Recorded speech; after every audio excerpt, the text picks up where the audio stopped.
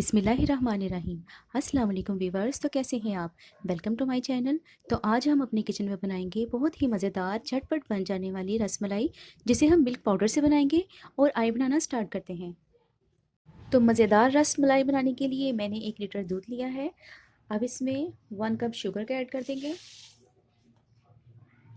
और 3 से 4 अदद मैंने हरी इलायची ली है, ये भी शामिल कर देंगे और दूध को बॉयल होने के लिए रख देंगे। तो रसमलाई बनाने के लिए मैंने 1 कप मिल्क पाउडर लिया है। हाफ टी स्पून मैंने बेकिंग पाउडर लिया है। एक अदद अंडा लिया है। 1 टेबलस्पून देसी घी लिया है। तमाम चीज़ों को हम हाथों से मिक्स करते हुए अच्छी तरह से गूंद लेंगे और एक स्मूथ सा बैटर तैयार कर लेंगे। हमने रसमलाई बनाने के लिए स्मूथ सा बैटर तैयार कर लिया है। अब इसमें से थोड़ा सा बैटर लेंगे और इसके छोटे छोटे बॉल बना लेंगे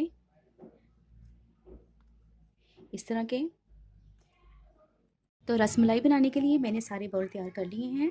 अब इसको हॉट मिल्क में डाल देंगे। तो दूध को काफ़ी अच्छी तरह से जोश आ चुका है। अब इसमें हम रसमलाई डाल देंगे।